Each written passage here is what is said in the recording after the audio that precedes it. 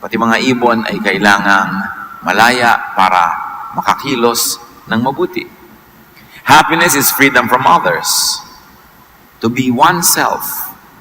To do what one really wants and needs to do. Freedom from needless interference from and controlled by others. At ito ay nangyayari lang, happiness is in paninindigan. Kailangan tayo ay nakakagawa ng gusto at gusto natin gawin basta't hindi ito masama. Tayo ay malaya mula sa panghihimasok, pakikialam, pagkontrol ng iba. Basta't ang ating gustong gawin ay hindi naman masama sa atin o sa ating kapwa. Kailangan manindigan. At ito ang isang kailangan matutunan ng napakarami sa ating mga kababayan. Ang galing-galing nating makisama, pero ang hina sa paninindigan. Kaya madalas maapi, madalas maabuso, madalas nasasakripisyo ang sarili nating buhay para sa bisyo at kapritsyo ng iba. Paano manindigan? Saan maninindigan? Ano-anong mga larangan ng buhay ang dapat ipaglaban at panindigan?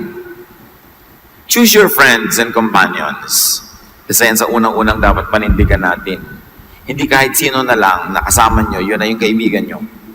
Proverbs 13:20, wise friends make you wise, but you hurt yourself by going around with fools. Iron sharpens iron. Pag matino ang kasama, titino ka. Pag ang kasama mo'y hangal, mahahangal ka rin at mapapahamak. So huwag makisama sa lahat at kahit na lang sino. Pinipili ang pinakikisamahan. Pinipili ang pinakikihalubiluan, pinakikisangkutan, pinakikipagmabutihan. Pinipili. Huwag makisama sa dominante, sa controlling, sa oppressive, sa manipulative na tao. May mga tao na pagkasama mo, yung gusto na lang niya lagi ang nasusunod, hindi ikaw. Kahit kailan yung gusto mo, puwera na lang. May mga tao na kinokontrol ka, paano ka kikilos, anong kakainin mo, anong gagawin mo, sinong mamahalin mo.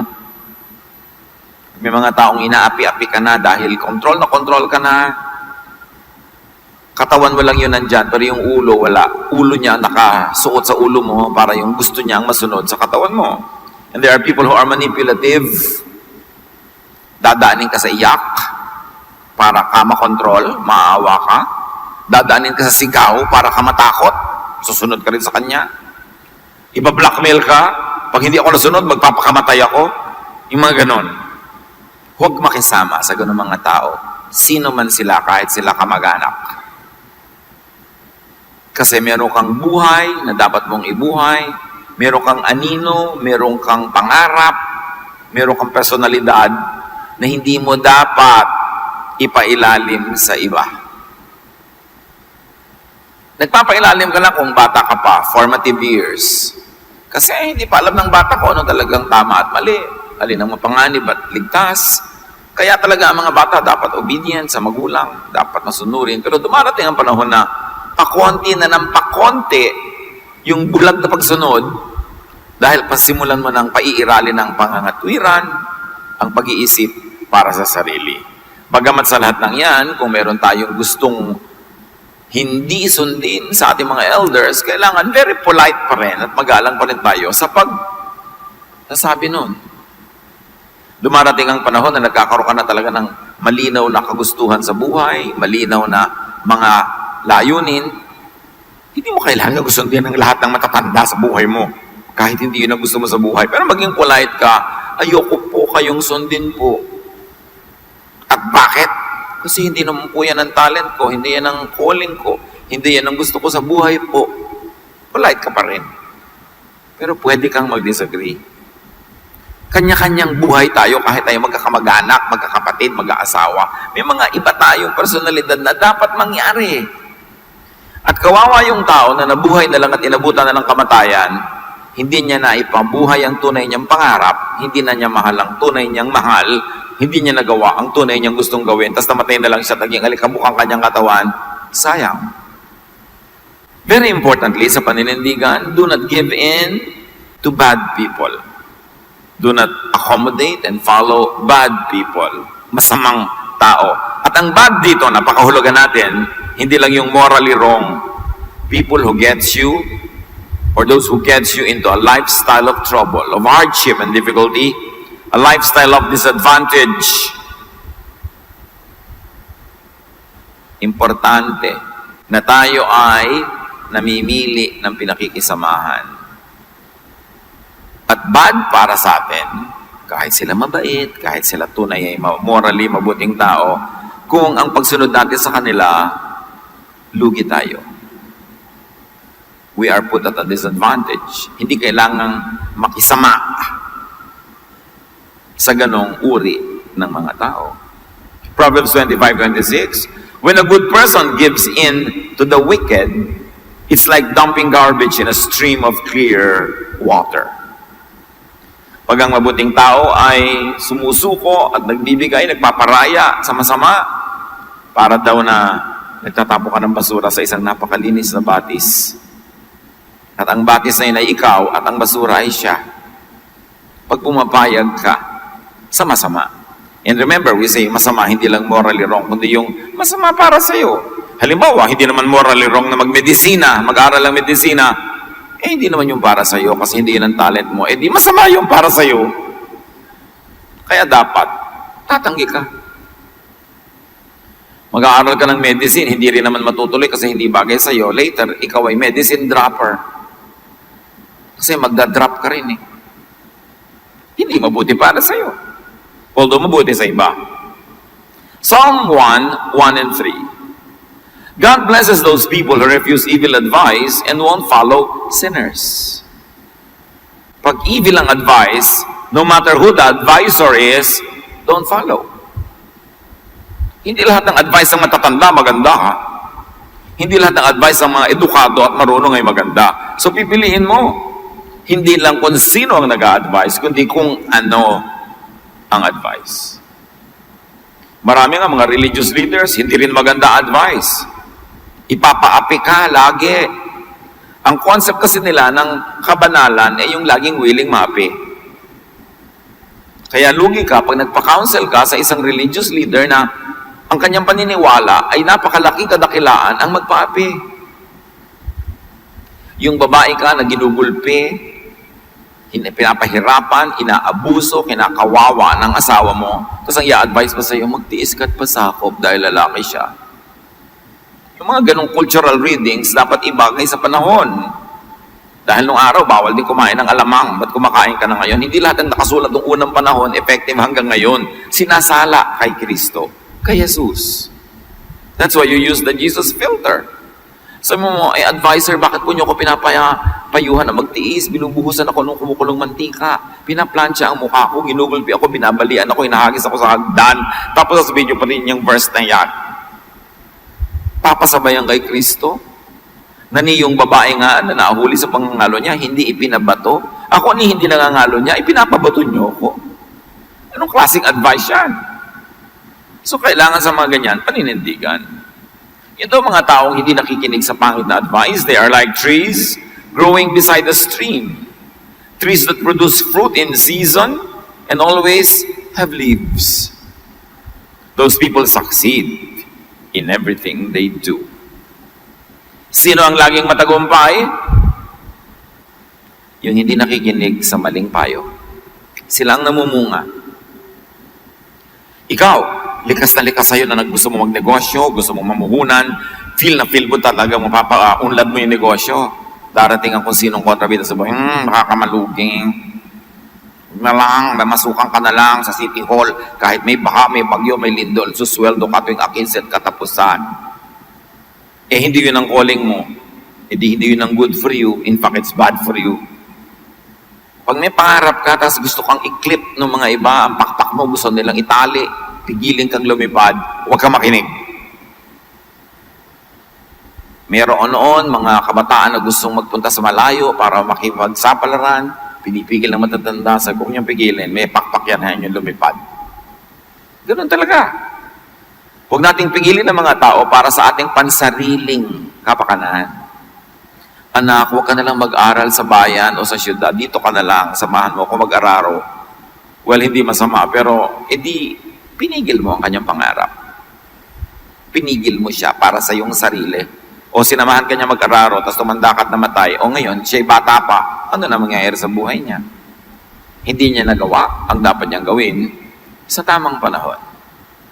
Yan ang tigilan natin, mga kapatid, pangdodomina sa kapwa, pangkokontrol sa buhay nila para sa pansarili lang nating kagustuhan. Yung gusto natin para sa sarili, gawin natin para sa sarili, pero hindi kailangan maging props at kasangkapan ng iba para sa sarili nating mga kagustuhan. Hindi yan pasa sa Jesus filter.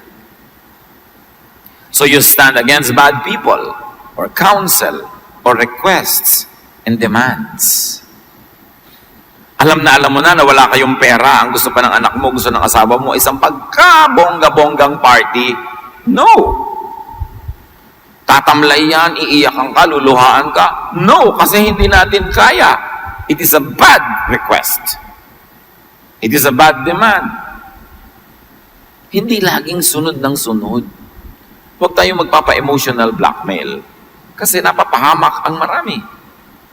Paano maninindigan? Saan maninindigan? Do not worry about bad people's opinion of you. And again, yung bad is not the morally wrong, kundi yung bad for you ang gusto nila. Huwag mo silang pakinggan. Hayaan mo silang magreklamo tungkol sa iyo, pag-usapan ka, pintasan ka. Ang mahalaga, yung sarili mong buhay, in your own space and time, ay maayos. Ecclesiastes 7:21, don't listen to everything that everyone says. Don't listen to every comment. Lalo na sa Facebook. Gusto mong lumungkot sa buhay? Magbasa ka ng mga comment ng mga tao. 80% lulungkot ka.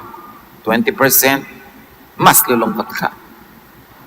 May nagpasaya na ba dyan na comment? Konting-konti. Proverbs 29:25, it is dangerous to be concerned with what others think of you. It is dangerous to be a crowd pleaser. You cannot and do not please everyone, especially the bad. Again, the bad means bad for you. Maybe good for others, but not for you. Matutong magsabi lang, sino ba sila? Yung iba sasabi lang, Kebs. O di, tahimik ang kalooban. And especially in spirituality, in teachings, Galatians 1:10, does this sound as if I'm trying to win human approval? No, indeed. What I want is God's approval. Am I trying to be popular with people?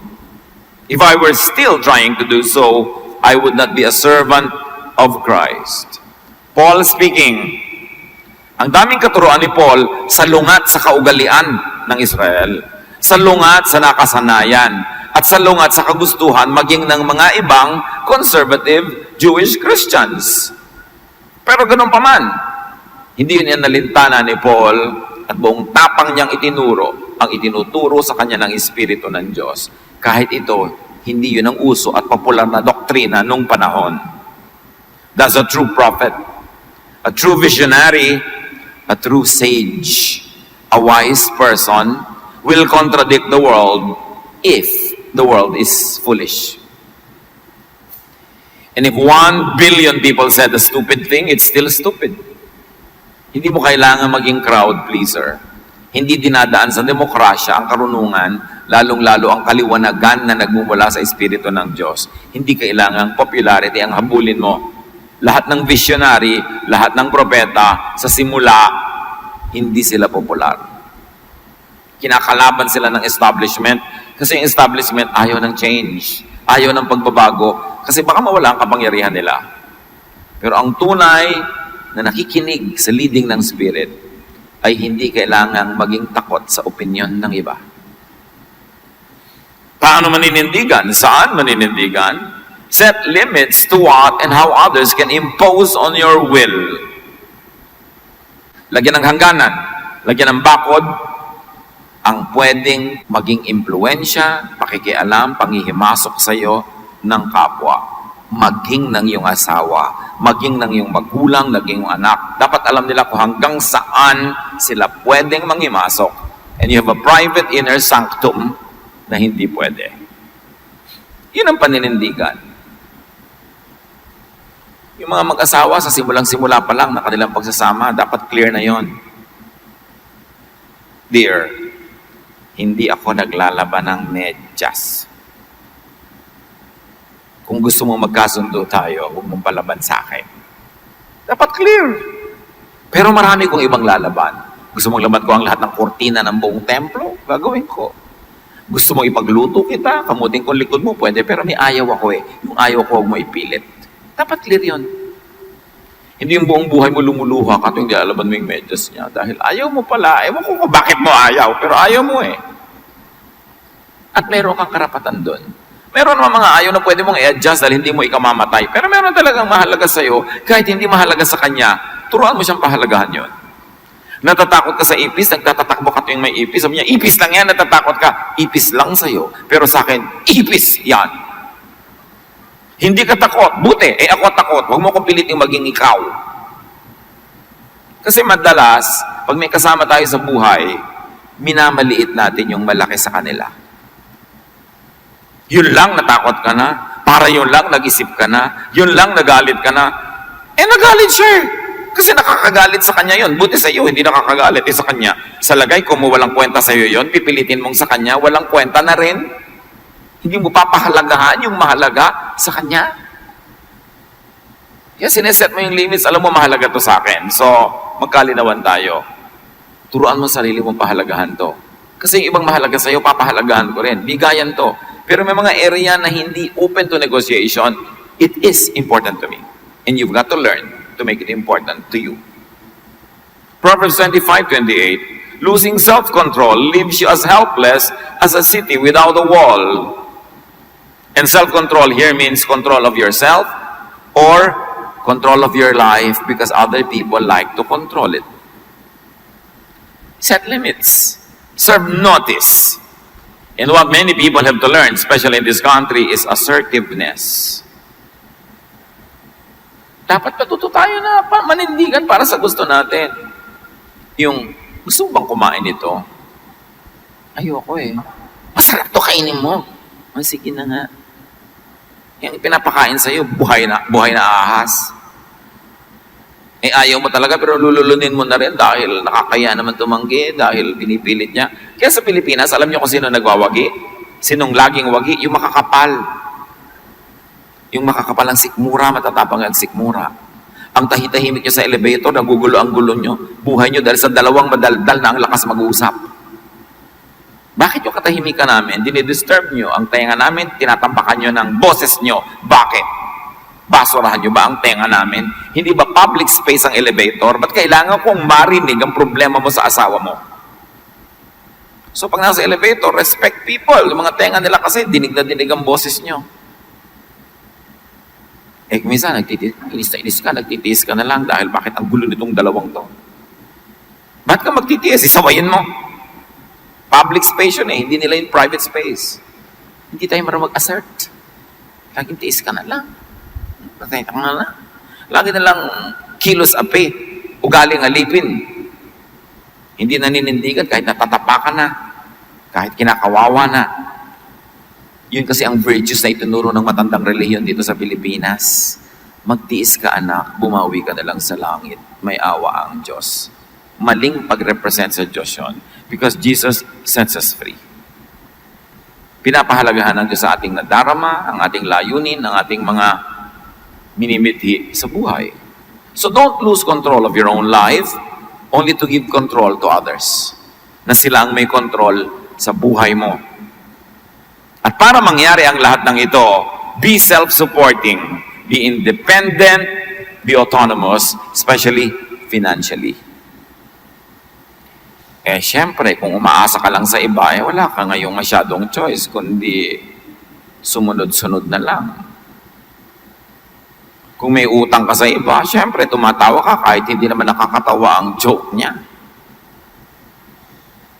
Kung ikaw ay nag-aasam sa kayamanan ng iba, umaasa-asa, lagi kang nakabuntot.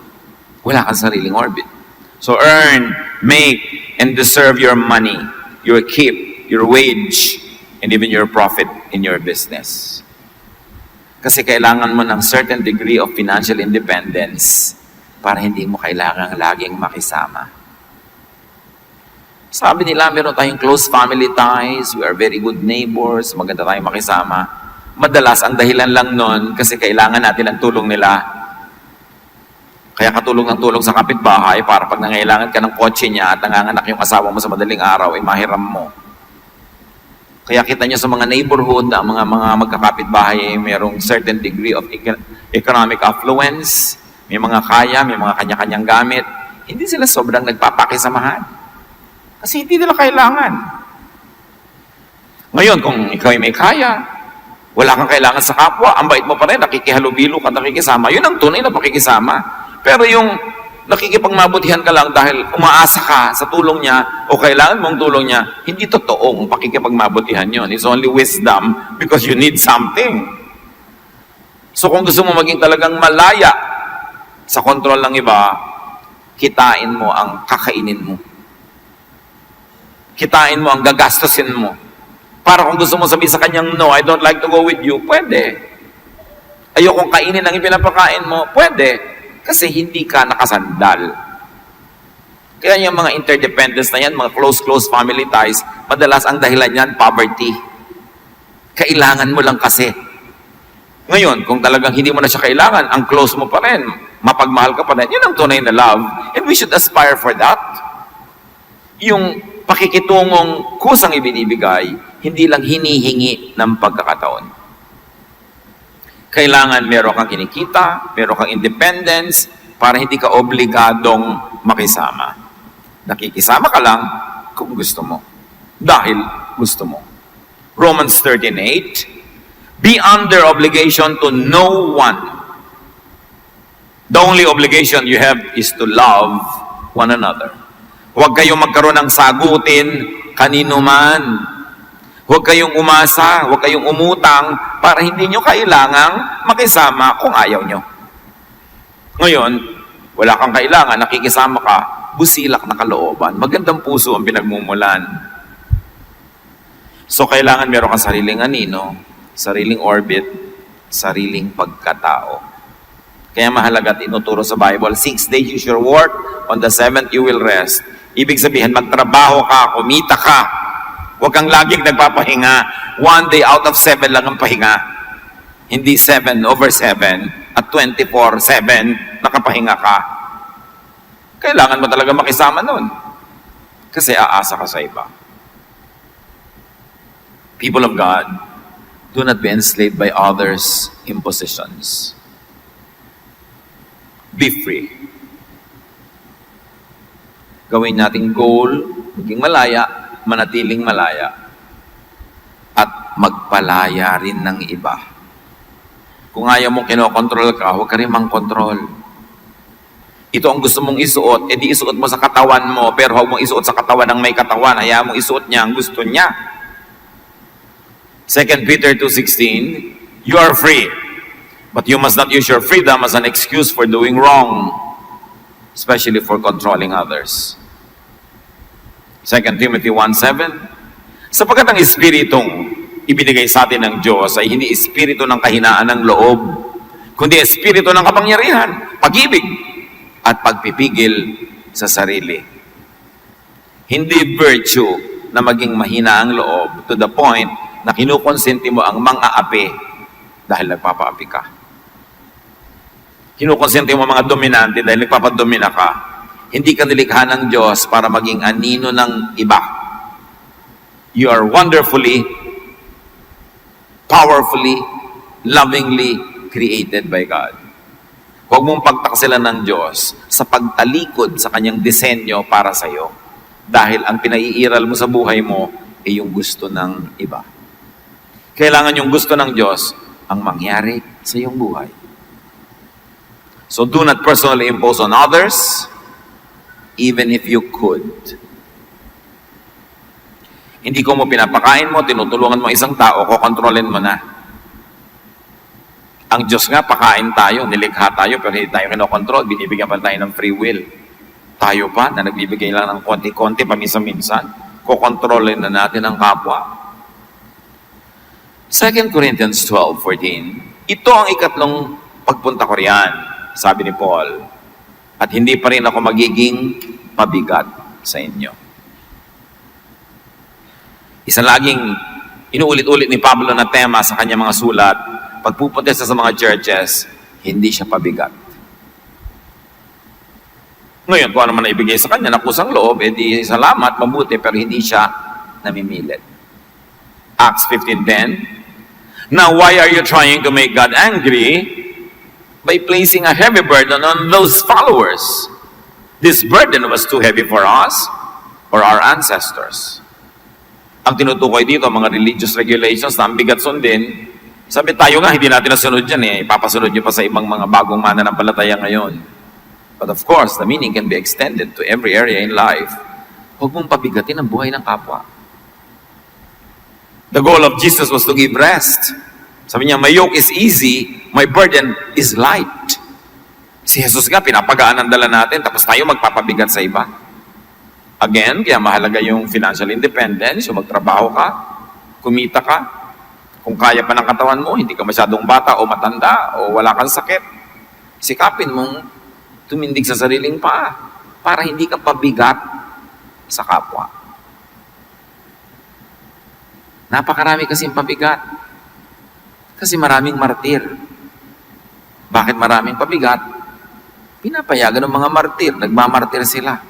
Siguro taga Cavite. 13 martires. Although iba yon, mga hero yung mga yon. Pero, bakit ka magpapakamartir dahil sa mga batugan mong kamag-anak? Bakit ka magpapakakuba ka trabaho para bigyan yung mga tamad mong kapatid? Bakit ka magsasakripisyo dahil ang aga-aga niyang kumirengkeng pagkatapos ikaw magpapakain ng anak niya? Bakit ka magsasakripisyo sa adik-adik mong kapatid? Hindi nag-aaral ang pinag-aaral, tatamad-tamad, ang dami-daming binuntis, tapos ikaw ngayon magpapagatas. Kaya maraming ganyan, kasi kinukonsente natin. Maraming tamad, kasi maraming sobrang nakisama sa tamad. Kung may papakisamahan kayo, yung masipag, huwag yung tamad. Sabi nga ni Paul, if anyone does not work, let him not eat. Hindi siya nagtatrabaho, edi huwag siyang pakanin. Lagi tayo, give to the poor, give to the poor. Hindi masama, good yun. But why don't we start giving to the deserving? Yung nga magulang o yung kapatid mo, walang-wala, bigyan mo siya. Eh ako po na lagi nagtatrabaho, kailan niyo ako bibigyan? Ako na laging nagsasakripisyo, kailan niyo ako iisipin? Talaga bang gagatasan nyo lang ako para sa mga kapatid kong mga batugan? Dapat tanungin. Tama ba yun?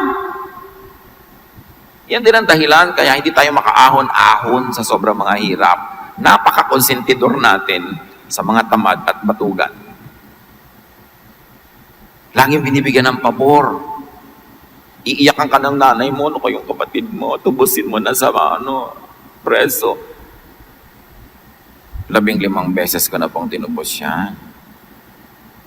15 beses na rin naurong ang kasal ko, inay. Nagka-losyang na ako. Dahil sa pagsasabi niyo sa aking alagaan ng mga kapatid kong ang daming anak kung saan-saan, nagpakasaya-saya, nagpakalunod sa mga kaligayahan. Ano bang klaseng hustisya meron kayo, inay? Dapat pinag-aaralan natin yung mga ganun, mga drama ng buhay. We should reward the good and discipline the bad. You should not steal from Peter to give to John. At madalas ninanakawan niyo yung matino, hinihingan, kinikikilan para ibigay doon sa waldas. It is not godly. 1 Corinthians 10:29, why should my freedom be limited by someone else's conscience? Isa pa to. May taong sobrang moralista, na-o-offend pag ito suot mo, so hindi mo na lang isusuot. Na-o-offend pag tumawa ka, so hindi ka na lang tatawa. Na-o-offend pag masaya ka, so hindi ka na lang magsasaya. Set people free. Mahal nyo sa buhay, anak nyo, asawa nyo, set them free. kahit yung asawa mo, hindi siya free dapat na makipagrelasyon sa iba. Kasama yun sa contract nyo eh. Pero free naman siya dapat na kung gusto niyang may free time, gusto niyang may ganitong hobby, na hindi naman manganganib ang inyong personal and exclusive relationship, set them free. Hindi ka nag-aasawa para mangontrol ng kapwa. Nag-aasawa ka para maging blessing sa kanya. Acts 15:28, the Holy Spirit has shown us that we should not place any extra burden on you. Espiritu ang nagsasabi, pabigatin ang buhay niya. Huwag mo siyang pahirapan. And also set people free from carrying your personal baggages. Pangarap mong hindi natupad, ipapatupad mo sa anak mo, iba naman ang pangarap niya. Yung katalinuhan mong napakataas, hindi naman abot ng iba, dahil iba naman ang uri ng katalinuhan nilang, ikaw naman hindi mo rin abot. Huwag mong ipilit sa kanila. Yung panlasa mo, pananaw sa buhay, make it personal. Nung araw, kaya maraming nag-aasawa ng kay aga-aga, hindi naman dahil talaga nai-in love eh. Gustong tumakas sa magulang. Kasi controlled na controlled, hirap na hirap, taling-tali, kulong na kulong. Ang nakikita lang nilang parang way out mag-asawa, yung pala mas grabing kulungan yung napangasawa. From the frying pan to the fire, ang nangyaring lipat. Nasa banig, lumipat sa sahig. Kaya pag kinokontrol natin, dinudumi ng kapwa, itinutulak natin siyang lumayo at tumakas. Kaya nga ang sabi ng isang cheesy poster, if you love something, set it free. If it comes back, it is yours. If it doesn't, it never was. It never was yours. At ang love daw is like handling a handful of sand. Squeeze, hold tight, and it slips through your fingers. Relax, and it stays. Ganon din ang mga tao. Gusto nating nandiyan sila sa ating tabi matagal, madalas, huwag nating sakalin. Huwag nating talian, huwag nating kontrolin, kasi ibon may layang lumipad. Yung kapwa-tao mo pa. 2 Corinthians 11:9, sabi ni Paul, I have not been a burden to you in the past, and I will never be a burden. Happiness is in paninindigan, seldom in pakikisama. It is being free from others, being free to obey God and God's will in your life according to God's design for you. And happiness is also in setting others free. Pag may pinapalaya ka, hindi lang siyang lumalaya, ikaw din. Bakit? Pag itinali mo siya, hawak mo yung tali, pareho kayong nakatali sa isa't isa. Nakatali lang yung leeg niya, pero yung tali nakapulupot sa kamay mo, pareho lang kayong hindi malaya. Babantay-bantay ka, hindi ka rin malaya. Napakahalaga. Piliin ang pakikisamahan. May kagandahang loob ang pakikisama, ha? May good side yan, may godly side. Pero piliin. Gusto nyo, ulitin ko yung buong mensahe. Huwag na, natatandaan nyo na. Piliin ang pakikisamahan. Limitahan ang pakikisama. Manindigan. Payagan ng kapwa na manindigan din. This is Jesusness. Yung layang gusto mo sa iyong sarili, ibigay mo rin sa iyong kapwa. Napakasarap yung nandyan siya, hindi dahil binabantayan mo, kundi dahil gusto niya. Pero kung nandyan lang siya dahil binabantayan sa malingat ka, mawawala din yan. Hayaan mo nang mawala siya ngayon kaysa bukas. Mawawala din. Dapat yung free will ng tao, iginagalang, pinapahalagahan. This is God's will for us in Jesus. Bakit ipinadala ng Ama si Jesus? Kasi sakal na sakal, piit na piit, taling-tali ang mga Israelita sa kanilang mga pare at mga Fariseo. Kaya si Jesus nagdala ng freedom. And this freedom is not only religious, freedom in every aspect of life. Because Jesus says, I have come that they may have life and have it to all free. Set yourself free. Appreciate the work of God through Jesus. Panginoon, turuan niyo kami na i-apply ito sa ating buhay, sa amin-amin at buhay-buhay ng kapwa. And give us the wisdom, Lord, na hindi ito maabuso, hindi magamit sa masama, kundi sa tama lamang. Pagbulay-bulayan natin